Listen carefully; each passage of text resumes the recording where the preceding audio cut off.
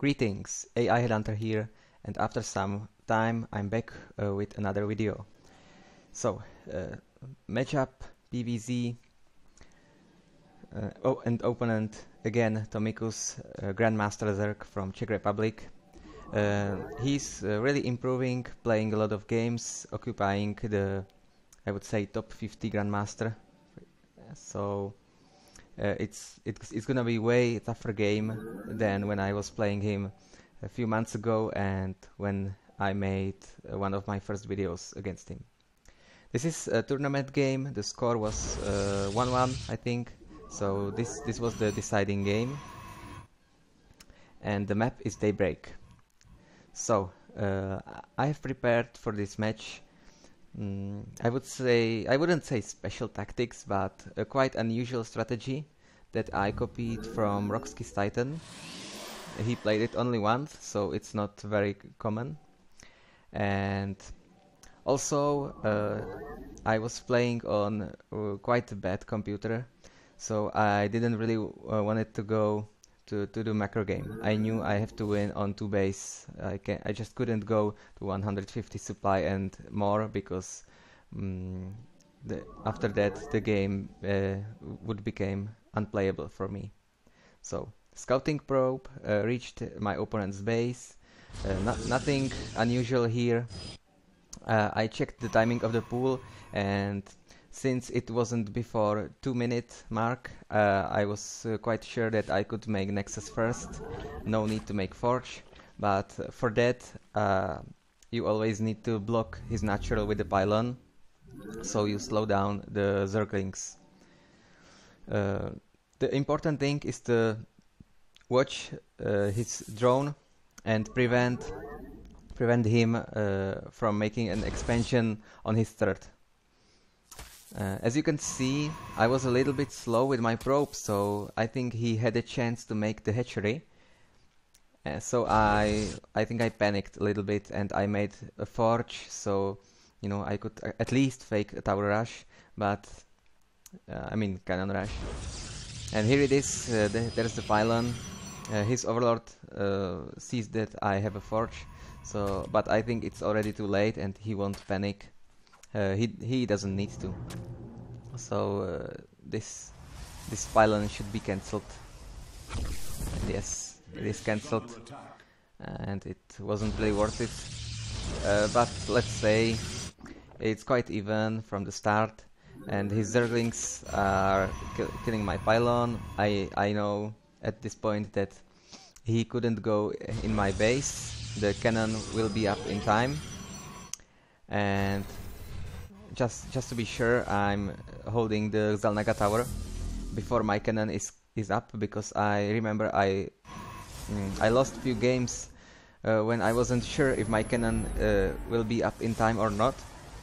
And since the gap on Daybreak between buildings is too big, you can't just wall it off with one gateway or one pylon.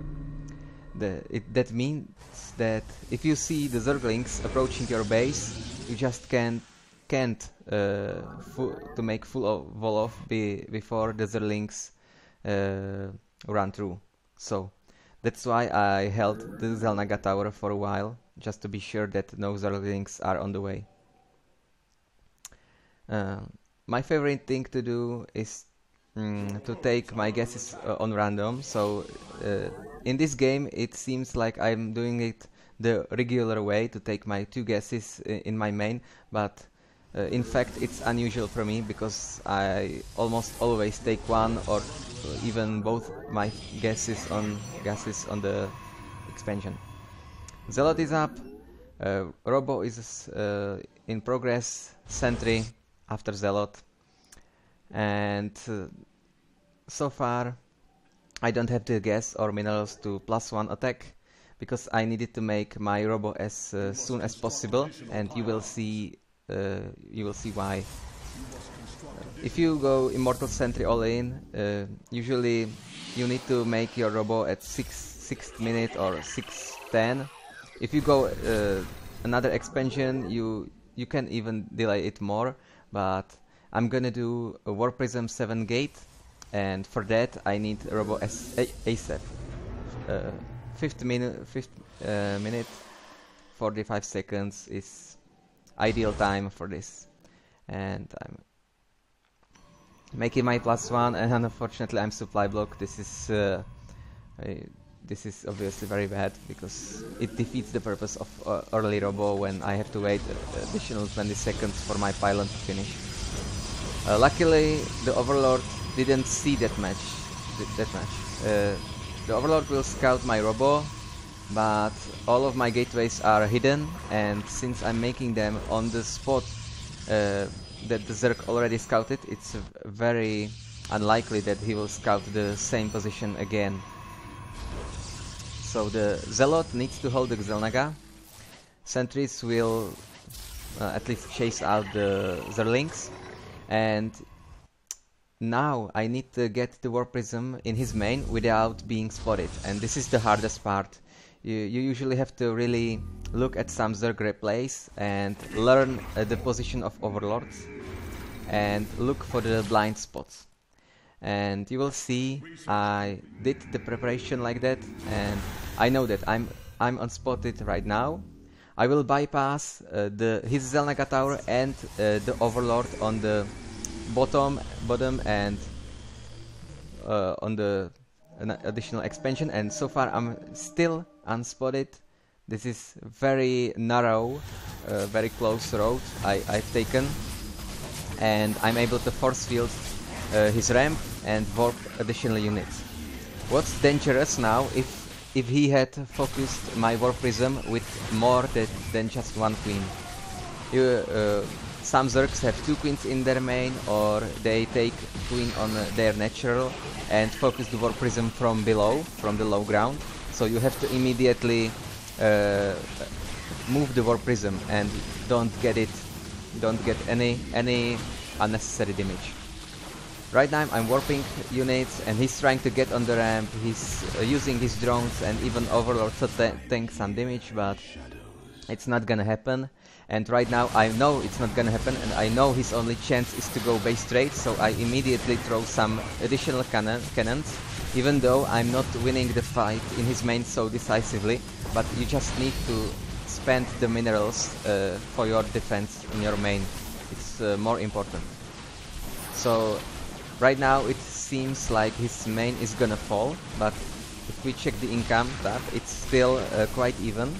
It will still be 2 mining bases against 2 mining bases with the similar amount of workers. So still you shouldn't underestimate your opponent if you find yourself in such situation. You see, I'm always backing up and my sentries and loading them into War Prism, and right now I see his plan. He knows that it's gonna be 2 base against 2 base, but his plan is to hold the low ground and prevent me from going up. So that's also quite a good plan. So I need to, focus on his defense down below, like try to damage the spine crawlers before they are up and so on, because this is gonna be very dangerous to go like this. And you can see I'm doing it right now.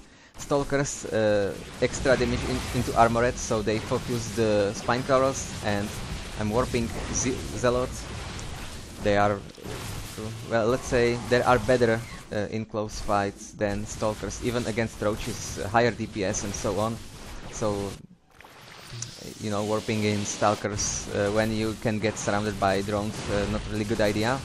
And you can see that his drones are doing really good job, and it almost seems like he's gonna defend this because he has some queens and good amount of roaches. So this is very close fight, and I'm microing all the time, and focusing queens and focusing things that are armored, like the spine corals before and roaches, microing the stalkers, and I'm moving the zealots.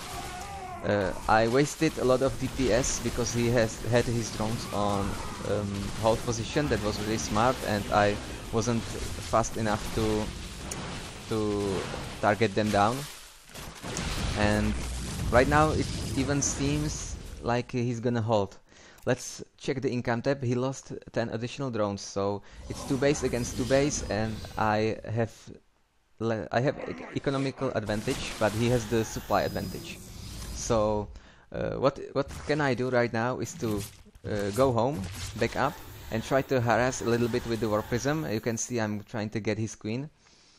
So this is gonna be a little micro battle, and at the same time I will focus few more drones on his another expansion. Hopefully won't lose any stalkers. And oh, but the miscontrol on the upper side cost me possibly 2 stalkers, but at the same time he wasn't looking at his natural, and he lost a queen. So that was some trade. I'm making additional sentries, because the gateway units obviously won't cut it. Even though the zerg is on lower economy, when he gets speed roaches, you just can't beat it with zealot stalker only. You just can't. There's no way, because roaches are very cheap, and when they are fast, they just own gateway units without sentries. So obviously I have some time, because his economy is very weakened. So I can afford to stay at home, gather some mana to my sentries, chrono boost few immortals, and make a follow-up with immortal sentry all-in. I killed some few creeptomers, and I'm still checking his bases with my war prism, and I should go in his main ASAP, because it's very much likely that he is gonna remake his hatchery. I didn't do it in time, so I think when my war prism arrives in his main, the hatchery has already too many HP. So I think he's gonna save it, and he should save it. It would be very stupid of him if he cancelled. And yes, he saved the hatchery, so that's a mistake for me, from my side, because I should have forced a cancel. My very strong army is moving across the map, and at this point I think it's impossible for him to win a fight. Obviously I wasn't sure of that while I was playing, because it still seemed quite equal. I killed his main, but he killed a lot of my army, and I couldn't be sure how our economies are. If we check the income tab, I'm still 10 workers up, so I'm very much fine. But the only downside of the economical situation is that my main is gonna be mined out sooner than his natural entered base.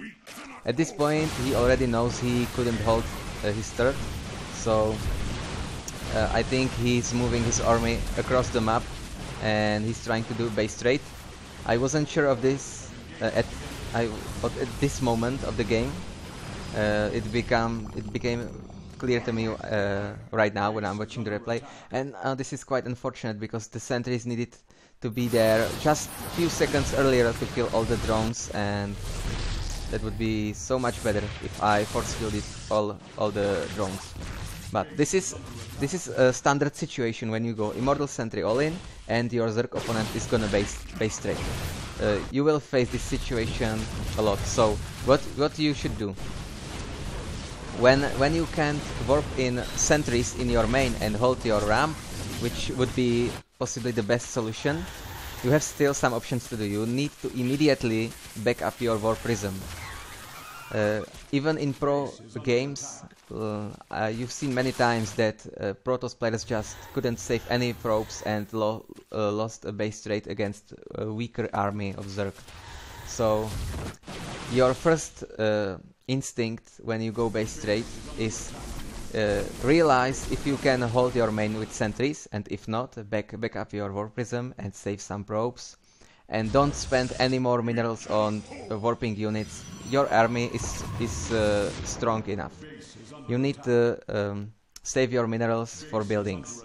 And you could see that I cancelled my nexus because the zerglings would spot it, so that was quite good for me, because I can remake the nexus on the same spot, and he's unlikely to scout the position again.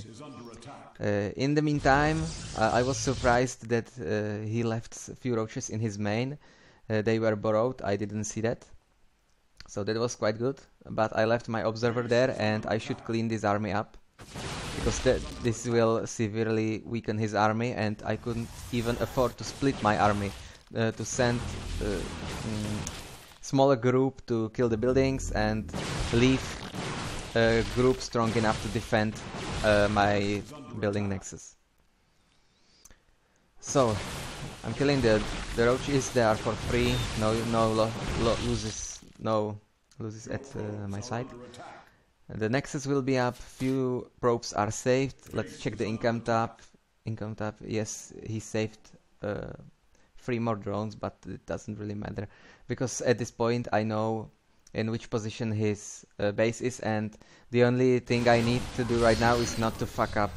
I need just to split my army in some reasonable way to be able to defend and attack at the same time.